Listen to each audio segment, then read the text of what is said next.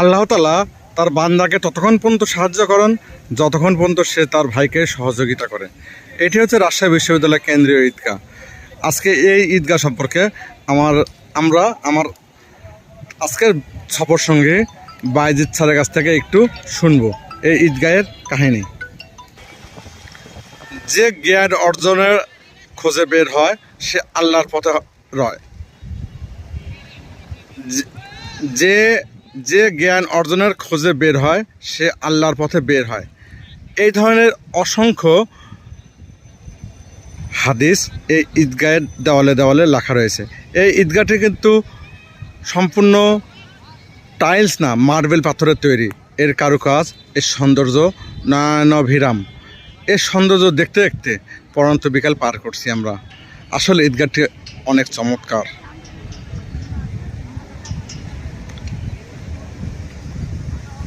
ঈদগাহটি অনেক চমৎকার। আমরা বাইজিৎ স্যারের কাছ থেকে আজকে ঈদগাহের কিছু কথা শুনে নেই, কিভাবে এটি তৈরি হলো। এটি কিন্তু রাজশাহীতে ভ্রমণের জন্য আসলে এই ঈদগাহ না দেখে গেলে কিন্তু হবে না।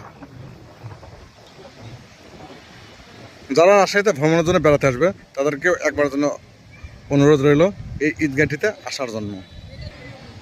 আজকে আমার ভ্রমণ সঙ্গী বাইজিৎ স্যারের কাছ থেকে ঈদগাহর ব্যাপারে একটু শুনে নেই। বাইজিৎ স্যার। হ্যালো গাইজ, আপনাদের সকলকে ধন্যবাদ। আজকে আমরা এসেছি ট্রাভেল উইথ শফিকুল স্যারের সাথে রাজশাহী কেন্দ্রীয় ঈদগাহ মাঠ। মূলত এটি হযরত শাহ মাকদুম রাদিয়াল্লাহু ঈদগাহ মাঠ নামে পরিচিত। এটি অবস্থিত রাজশাহীর প্রাণকেন্দ্র পদ্মার তীরবর্তী অঞ্চল, তার পাশ ঘেঁষে অবস্থিত সুন্দর মনোরম পরিবেশ। দেশভাগের পরবর্তী 1947 সালে আনুমানিক এটা প্রতিষ্ঠিত হয়। আর পরবর্তীতে এটার সংস্কার করেন রাজশাহী সিটি কর্পোরেশনের পক্ষ থেকে 11 কোটি টাকার ব্যয়ে এই প্রকল্প বাস্তবায়ন করা হয়। ধন্যবাদ আপনাকে আমার দর্শকদের সুন্দর তথ্য দেওয়ার জন্য। ধন্যবাদ। হ্যাঁ।